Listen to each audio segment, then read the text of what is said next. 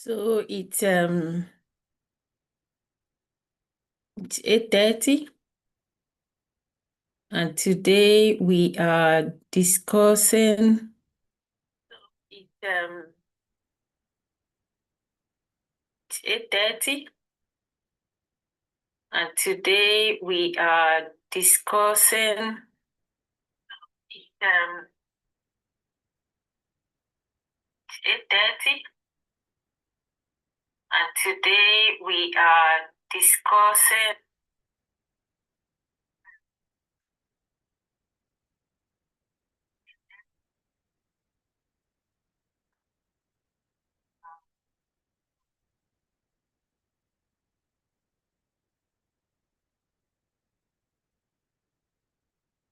So today we are starting with module 6. Let me look at it. Yes, we are starting with module 6. And module 6 is talking about special diets for neurodivergence. So on this module, we had discussed some of the diets in module 3, where we talked about gluten-free, casein-free, and other sorts of diet. Doda, you're welcome. Thank you. Thank you. I just got back from a trip Oh, that's nice. and I'm just packing. So I joined. So thank you. Okay, good to see you. Thank Because you. I had started, because this is not the only people watching. So, Yeah, you're right. You are right. I'll yeah, I catch have up. an audience on YouTube. So, since you guys were not here, I just had to start so that I don't keep everybody waiting. Thank you. Thank you. Yeah. So, like I said, we are starting today looking at special diets. And the special diet in neurodivergence is something that we had discussed on module 3, where we said we had the basic gluten-free, casein-free kind of diets. And now there are advanced level of kind of diets that children could be. Technically, in nutrition, we don't say diets for children. So when we talk about diets, it has to be at a certain age, starting from 14, 15, 16, before you can talk about diet. But in this case, we are saying diet because those are just like the words we will use to identify the exclusion. We call it a food exclusion. We could exclude or, mix and do such. So diet is like a common word you use to identify this. It's not like you could put a child on that kind of highly restrictive kind of diet, which many of our parents do, by the way. You will see a parent who say, I've removed this, I've removed that, I've removed that. At the end of the day, you'll be wondering, what does the child eat? But what we are looking at as nutritionists is that for every food you want to remove, you would want to find something else to replace. And that is why the knowledge is important, because you know food and you know their contents, you know their chemistry, you know their physiology, you know the biology, more like the biology, not the physiology. So you would use that knowledge to find foods that offer almost similar benefits, but not having what you need to exclude. Say, for instance, you're looking at gluten, for instance. So your knowledge of food will tell you the foods that can replace full grains without having the gluten. That's what I meant. So in supporting children, with supporting neurodivergent children, one should always watch out for things like that. Not trying to be over restrictive on the child, and not at the same time exposing them to things that might be, endangering to their own health. So looking at well, I just left my screen and I can't find it anymore. So looking at, okay, I think I see you. Looking at this module, we are looking at understanding spatial diet, how to apply diets to symptoms, because sometimes we apply food modification to symptoms that we see in the children. There are symptoms and there are also the medical tests that will tell us what to do and when to do them. And then sometimes you also use it to navigate challenges. Take, for instance, your child is highly hyperactive, you haven't had maybe a medical test.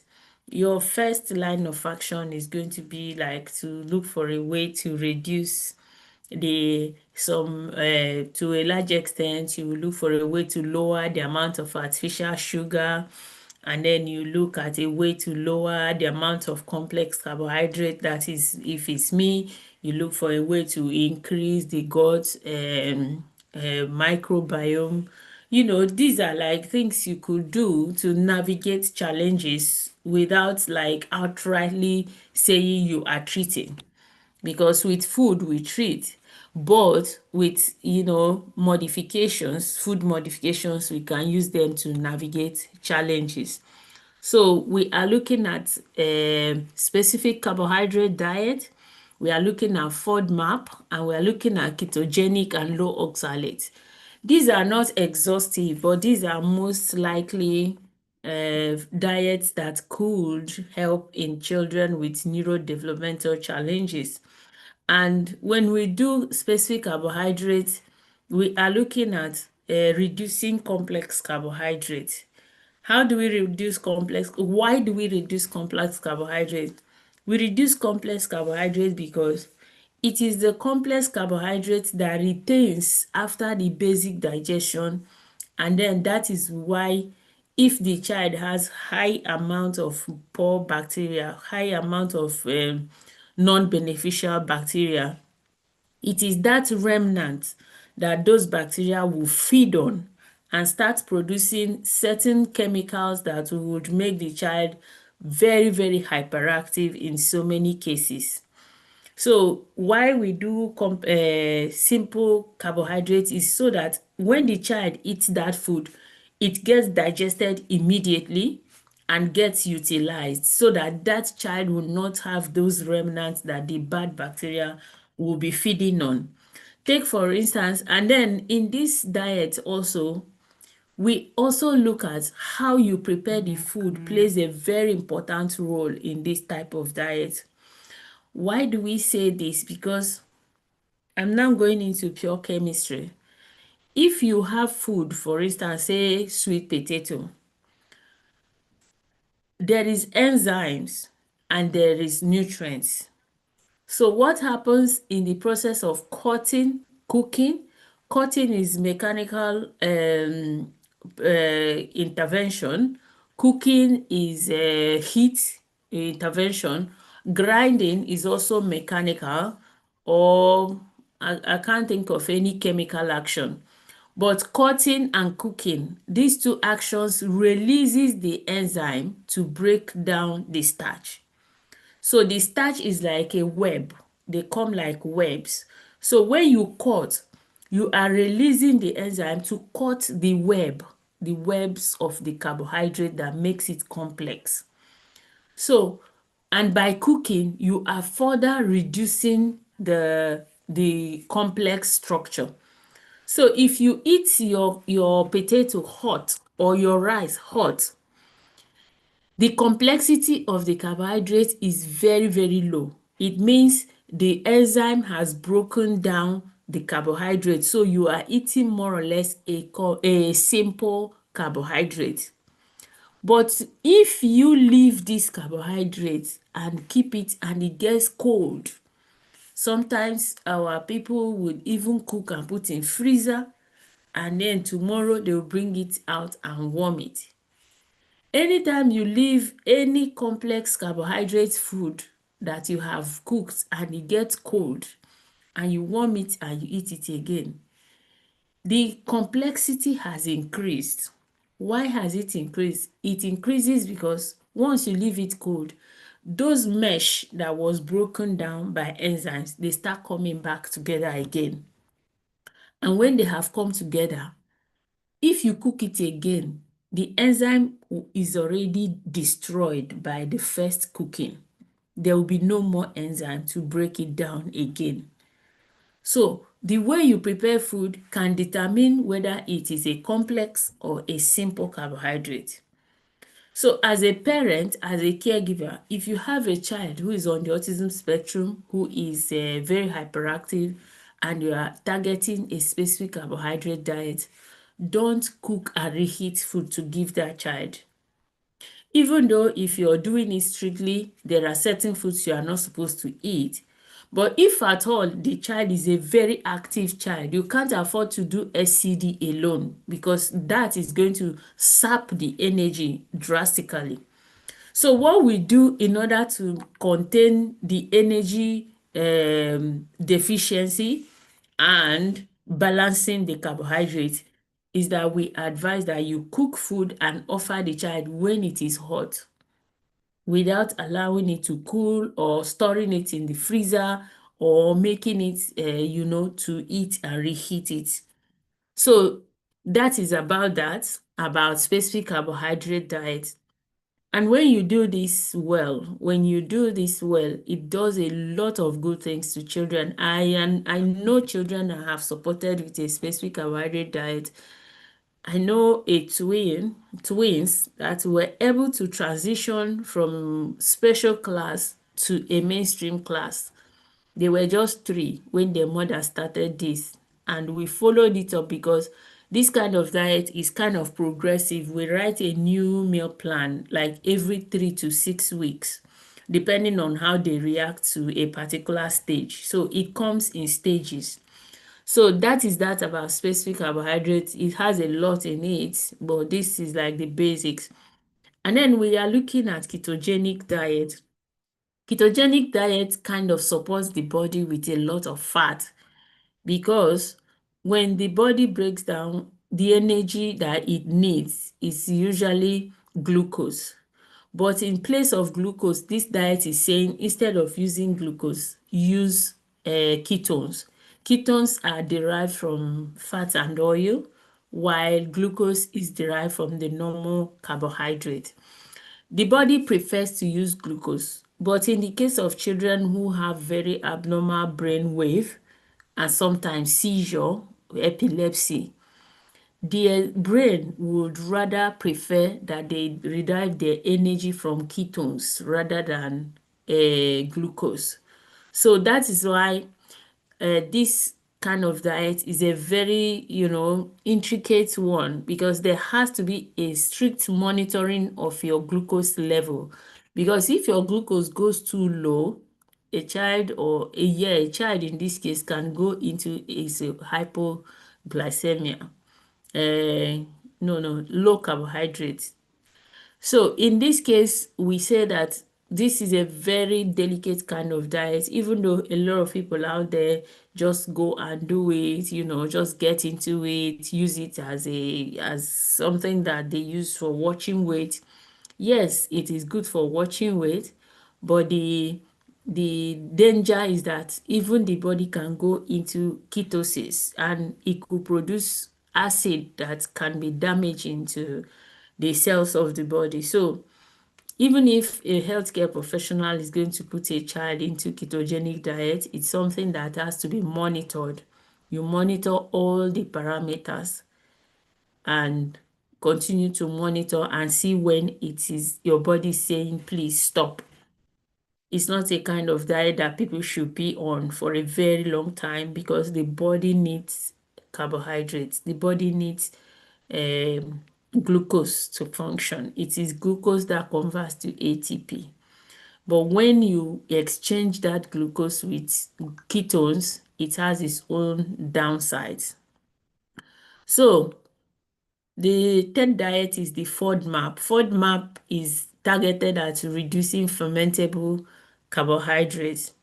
This is following the theory that these carbohydrates are going to feed things like yeast, which is almost like a brother to specific carbohydrates. But in this case, you still have like lots of carbs, but not the type that the body can ferment. So what you should also know is that when you are introducing the food back, you have to introduce them slowly. Don't be too fast, because in this process you could trigger a shock to the body. The body can get into a shock.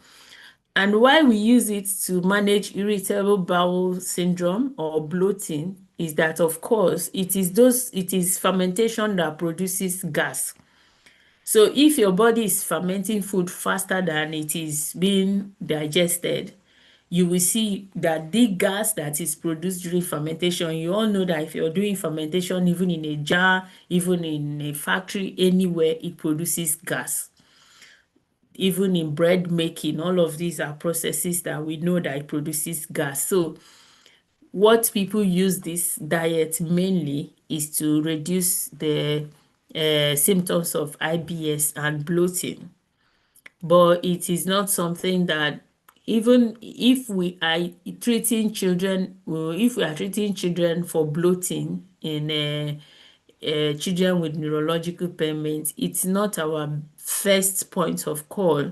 You have to find out how to strike out the population of microorganisms that produce the fermentation in the first place, not reducing what they are fermenting. You have to do a microbial balance, which is by introducing good number of gut microbes, and then you will now have to strike them out, and then you use SCD, specific carbohydrate diet, to starve them of the food they eat.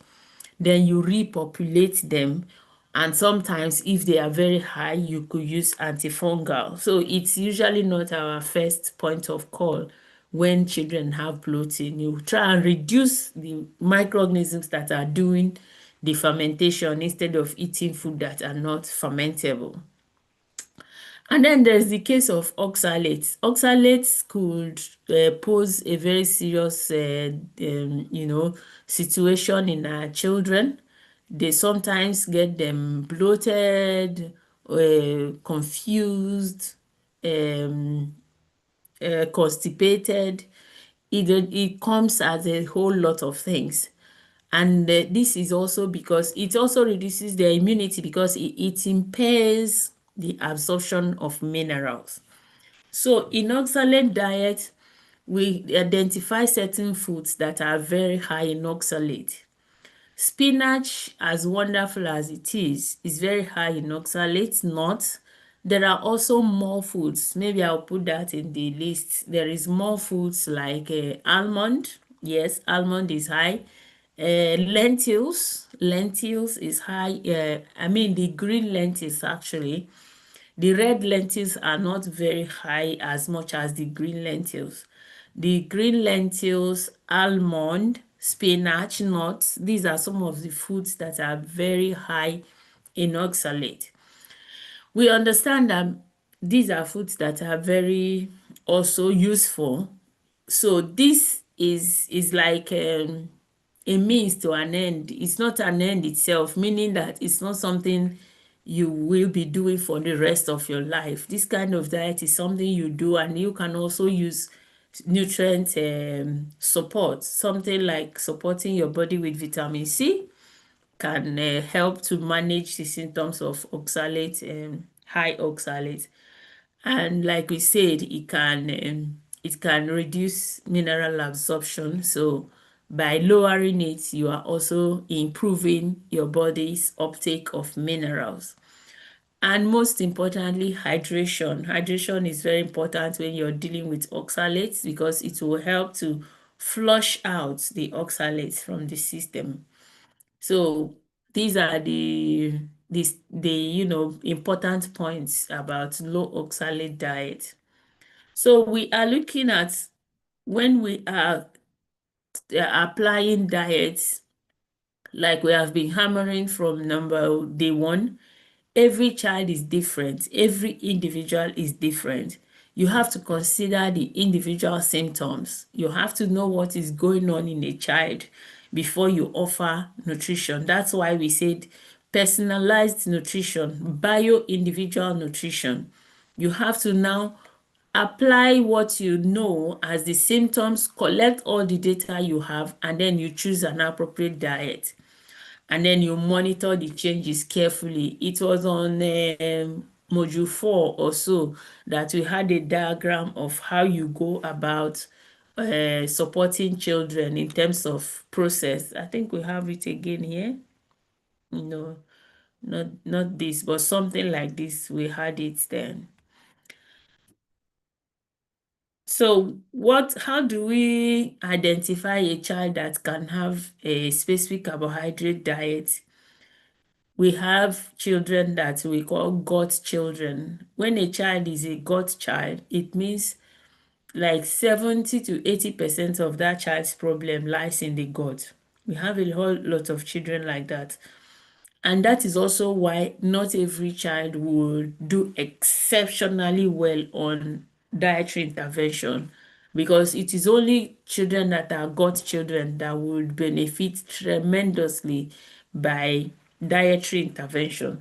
So when a child is a gut child, you should know already that specific carbohydrate is a go-go for that child.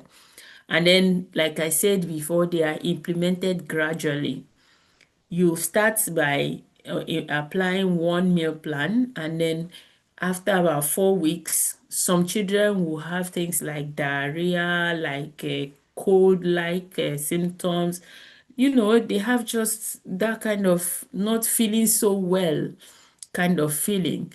And that is because the bacteria in their body is beginning to, be hit. They are getting it hard, knowing that things are not the way it used to be.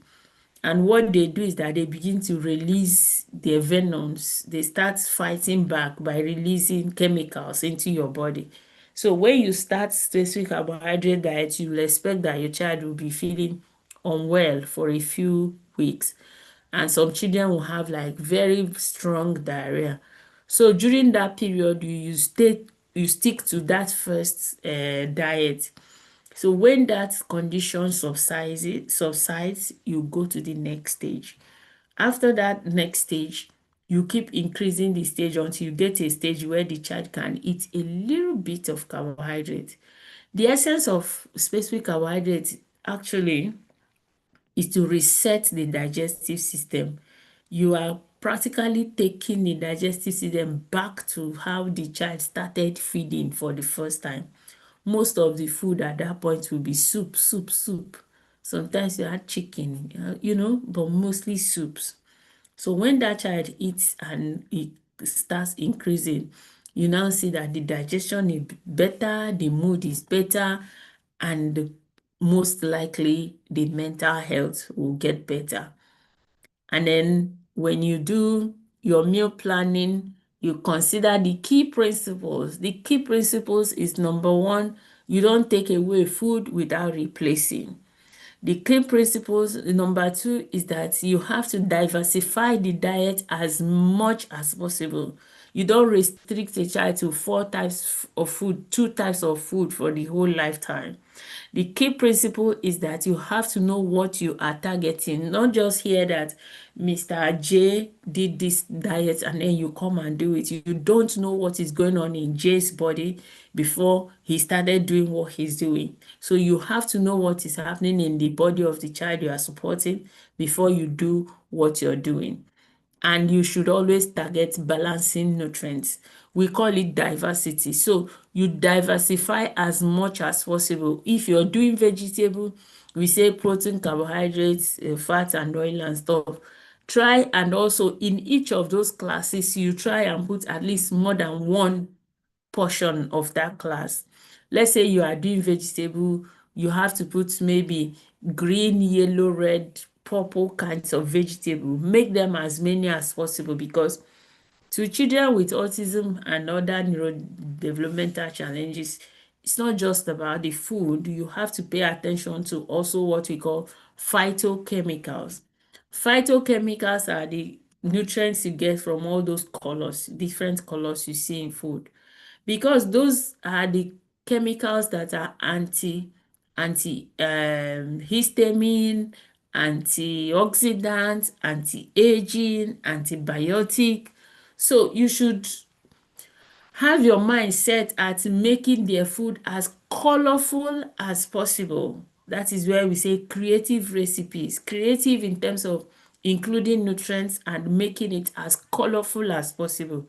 Because all the colors are what we call phytonutrients. And phytonutrients are very, very essential to these children. It might not be as relevant as in the general population as it is in their own, because they need these little nutrients to make up for the things that their body are not producing optimally. So if you are designing this menu, you have to focus on basics first. Basics first is what are the major things the body needs to survive. When we make this soup, we look at the protein. We need to add something that is protein, something that's a vegetable but has a little bit of carbohydrate. That's why we use squash a lot. In specific carbohydrates, we use a lot of squash. Squash is like pumpkin. It has a very simple carbohydrate. So the body will still be having that energy, but in a very simple and digestible form. So you add varieties. You also include as many different types of food as possible. And where the good thing comes is the texture. That's why we said in the beginning, the texture has to be as smooth as possible. And that's why we always make it to be like a soup. It has to be cooked and cooked and cooked. Not to not to strip it of nutrients, but to make it as soft as possible. So those are the principles of designing specific carbohydrates menu. Because it's restrictive in nature not meaning not having the child have food, but restrictive in nature meaning that it's not every kind of food you can include in it. Then it's very difficult to maintain. In fact, a lot of one or two parents had approached me that they were doing it, and then in UK here, and then the school said they should stop because the child wasn't eating everything, which to me is something that is debatable because it is a targeted kind of intervention. But if they are also working with a healthcare professional, that should be a consideration. Doda, I hope you're following. Am I being too fast? No, I'm okay. I can follow. Thank you very much. Okay, you can always ask me if you have question. No worries. Thank you very much for caring. Okay. So going back to what we are saying, so at this point we are saying that how you find your solutions, yeah, following the SCD diet, is that you have to prepare the meals in advance, mostly the base meals. You prepare them in advance, and then when it's time to eat, you can just add, like, okay, say most of the SCD, I would ask parents to prepare something like bone broth in advance, because it's not an every meal you come and start preparing bone broth.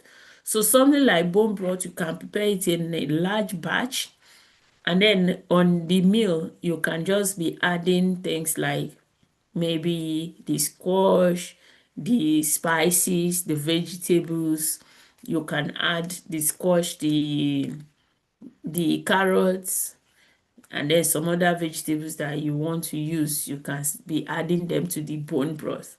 So that is what it means by preparing meals in advance. In a social gathering, you can talk to restaurants and say, look, we are on this diet, or we don't eat this, or either do you have options? Some restaurants may have options that are not on the menu, but if you talk to them, they will tell you what they can offer. Or even in their kitchen, they may have a soup base that have not been added many things. They can offer it to you, and you could use it to, provide for the child. This is for families that like, eating out a lot. And then you can also be in a support group where ideas are shared, food portion, varieties are shared.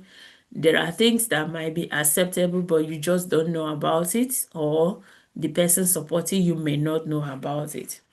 So what we have to learn from this module is that special diets can really, really help to manage neurodivergent symptoms, but it has to be personalized.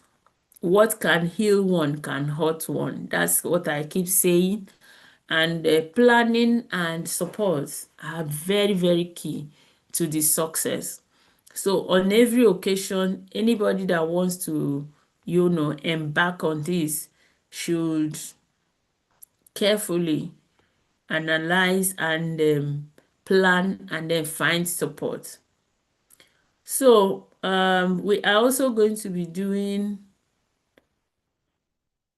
can you see, did my screen change or do I have to stop and share again? I want to talk about laboratory assessments. We are taking 2 modules now. The next class is going to be the last class, and we are going to take 2 modules.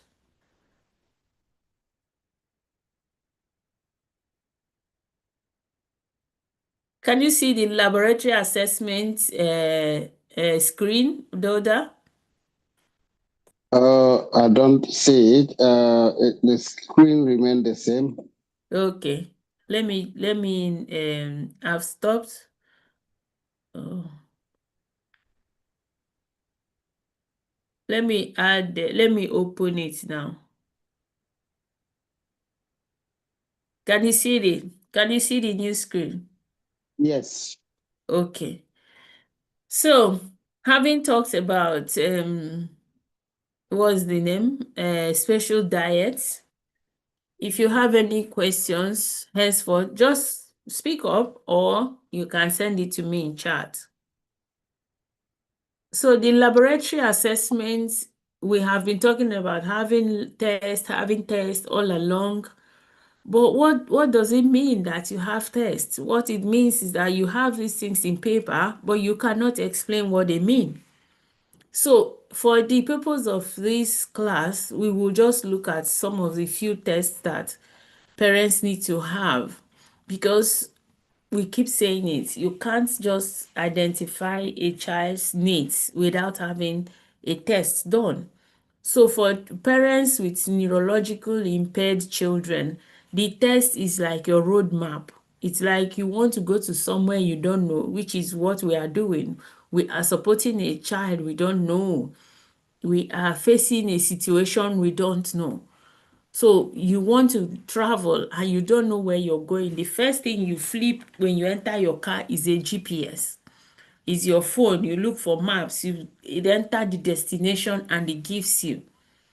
I wish it was that simple. But why is it that as parents, when we identify that our child is not doing well, the first thing we do is start guessing this or that or that. The first thing we should do is to look up a book for some medical test support and get the child tested, because that test is going to be your roadmap. It's going to show you this is what is happening, this is not what is happening, and then you target. But even myself, not exonerating myself, when you get these things, test is like the last thing on your mind. You start Googling, this one, and then when you join group, oh, that's the end.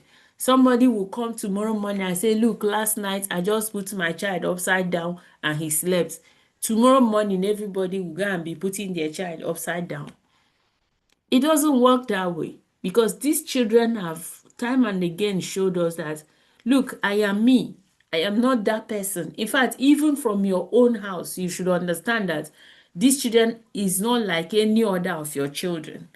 So for you to know what you're doing, you have to find out, first of all, you have seen what is happening on the outside. they can't comprehend, or they can't communicate, or they don't sleep well, or they are restless, or those are what you have seen that is happening outside. So your next step is to find out what is happening on the inside, because everything happening on the outside is a manifestation of what is happening in the inside. So in this course, we are looking at the different types of tests that can be taken. We are looking at organic acid, IgG food mapping, heavy metal toxicity, stool analysis, thyroid function, vitamin D, nutritional evaluation, yeast and candida. It doesn't mean you have to do all of this to find out what is going on in your child. Something like organic acid and food mapping can give you a basic, picture. Something like stool analysis is also very good. Something like your stool analysis can already give you a picture of yeast and candida. And when it comes to heavy metal toxicity, it's a give or take. It's good to know it, but it is something that if you look closely with the other ones, one should be able to, just have a precautionary intervention on children. But organic acid, food allergy, stool analysis, they are basic ones you can't run away from. So if you are starting to support a child, please do the test. The test is like putting on your GPS. It's like knowing what you have to do and when you have to do it. So in your journey, this should be your first steps. So the organic acid test assesses the metabolic function. The metabolic function, in the sense that in this organic acid, we see a whole lot of different acids, sometimes from the body, sometimes from even microbial activities. So sometimes in this organic acid, we can see that a child is probably secreting a chemical that is damaging their metabolic system. Sometimes this is also where you can identify things like oxalic acid overload. This is also where you can identify some inborn errors of metabolism. Some inborn errors of metabolism may mean that naturally that's how the child is born. They cannot break down certain things, or they are producing too much of certain things, or they are not producing certain things. So this is the reason why this test is very important, because it gives you a picture of what is going on the,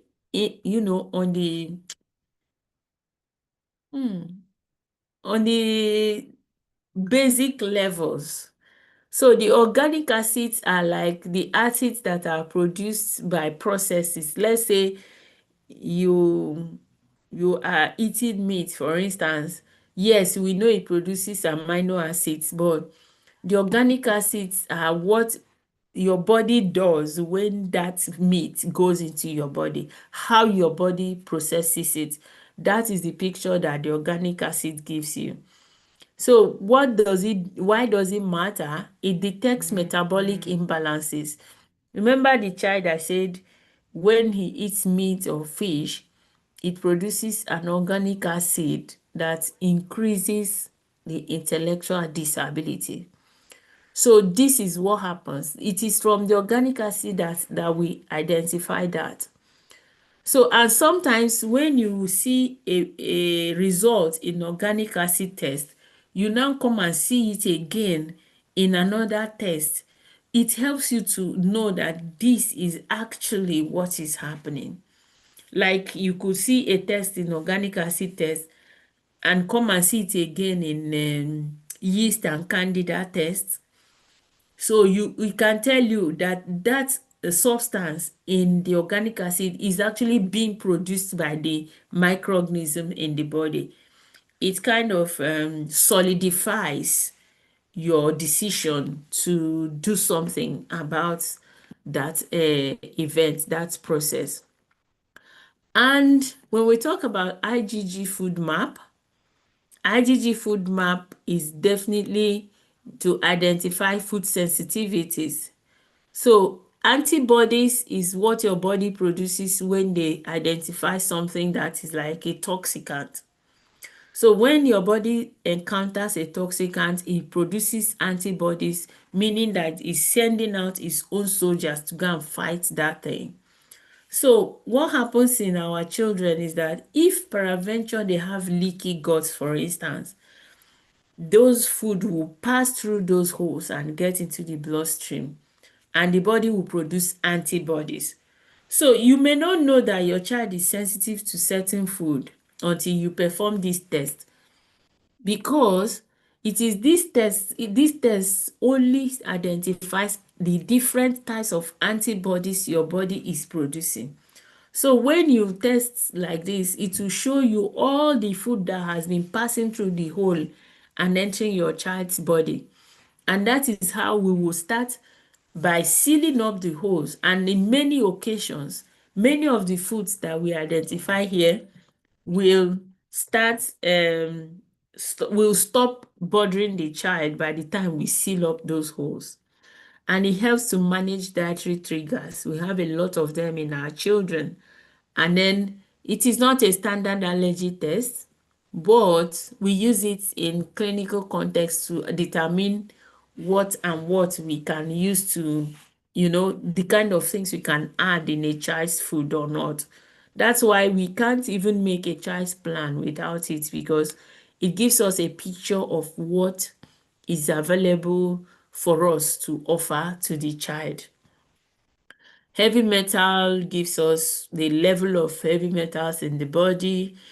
You can use blood, urine, or hair, but we usually prefer blood, because urine and hair are as a result of excretion.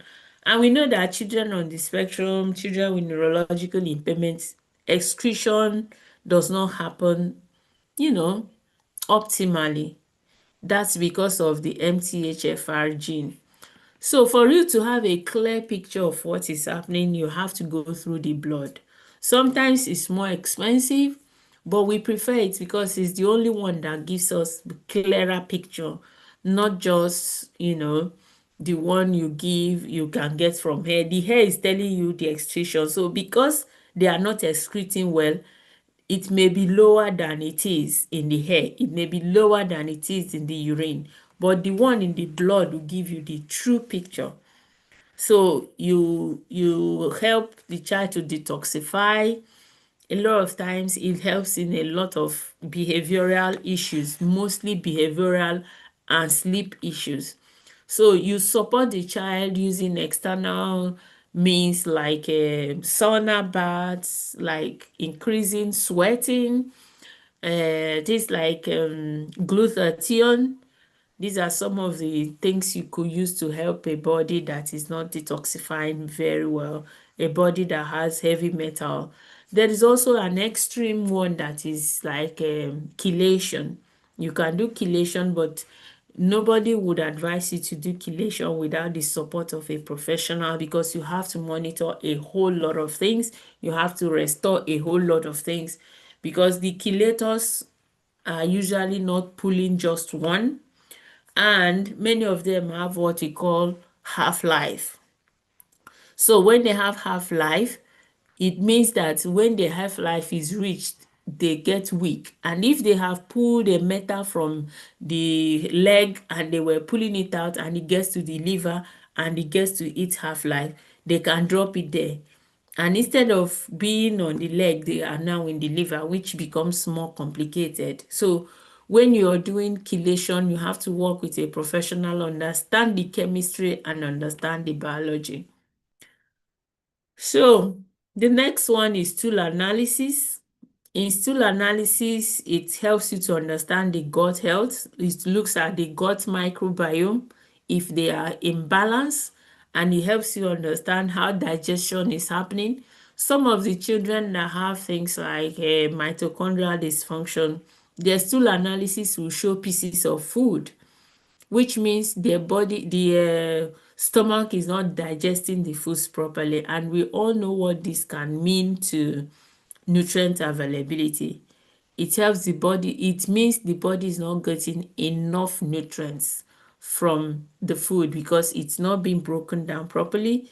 So there is less surface area to volume ratio for the enzymes to work with.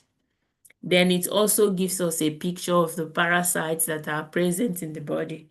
Sometimes that is where we identify the level of yeast, the level of other kind of pathogens. Sometimes we just see microorganisms that are there, but many of them may not be pathogenic. Meanwhile, when we find the ones that are pathogenic, it helps us to treat also, and that can be helpful in managing their symptoms. And then the thyroid function is mostly not very critical, but it could be if a child is probably not having, very aggressive children. When children are aggressive, there's difference between hyperactivity and aggression. So when children are very aggressive, and sometimes when they have anger issues, and when they are having overweight, those are the times that we look critically at the thyroid. There's vitamin D. Vitamin D is a very important nutrient when it comes to mental health. So we carry out the tests just to know where the child stands. But in most cases, we just offer them with or without the test. It's basically essential for their everyday living, just like omega-3. We kind of just ask parents to incorporate this into their routine. Then the nutritional evaluation. Nutri-Eval is a name that is given to it by one of the laboratories, but that's not like a real name. Nutritional evaluation looks at mostly micronutrients, but it also looks at macronutrients. Most people, their macros are usually not so bad, but micro is usually where we see a lot of issues because, and then we don't know that the micros are very important for the body's utilization of the macros. So the micros are usually very important for our children because it helps us to identify, because this is where neurotransmitters, hormones, enzymes, this is what regulates them. So even if it's not playing a huge role in the life of neurotypical people, neurodivergent children need their micros. The micros are very important because they regulate a whole lot. And the things they regulate are the places that their life depend on. It controls behavior, it controls digestion, it controls sleep, it controls communication in most cases. So when it comes to micronutrients for children with neurodevelopmental challenges, there are things you cannot overlook. And that's why a lot of them are relying a lot on supplements. Many of them do well when you introduce certain supplements that their body really need. And there's also tests for yeast and candida. Sometimes, like I said, you get that under stool analysis. You can get that under stool analysis, but it can also be tested as a separate, test on its own. Then what they usually do is that under this, they will put a test of resistance. They will show you the different microbial antifungals and how they react to the yeast that your child is having. So that gives you an example of the best one to use. There are uva ossi, there is oregano, there are also chemical ones. But this test will give you an impression of the kind of yeast that is overpopulating your child And then it will also give you the kind of antifungal that has the least resistance to that kind of yeast. What yeast does to our children is that it is yeast that make it, when you see a child that just laugh, some of them, they will just be laughing without a cause. That is what yeast can do. Yeast can also cause them hyperactivity. Yeast can also cause them their sleep. So yeast is very important in their lives. Important means that you can't overlook it if it is there. So it is one of those tests that we always would want to know how it is happening, what is going on. So the symptoms can be varied, but I have just stated some of them. So for you to test for yeast, you could use stool, blood, or urine samples. And then there is also, this is a case study. We have a patient that has lots of gut issues. Stool analysis had helped the patient to reveal that the patient has dysbiosis. Dysbiosis is just meaning that the gut microbiomes are not balanced. So what this person only had to do is to make sure that they balance their gut microbiome using probably probiotics or prebiotics. Then in another patient, we saw that the patient has lots of other developmental delays, and it showed that the child has lots of heavy metal overload. So what you do here, where you say the child has lead, is you target, a process that reduces the load of the heavy metals. So in this case study, we are looking at how you target intervention based on lab tests. So, are you there, Doda? Yes, I'm here. I'm following. How has it been? Is there Yes. anything you want to point out? Is there any question? How is it going with you? Yeah. I will say it's very informative. All right. So, Thank would you be able to answer some of these questions? We are saying, what is organic acid test used for? Can I leave it for someone else? No, the other people are just on live session, no, on YouTube session. Okay.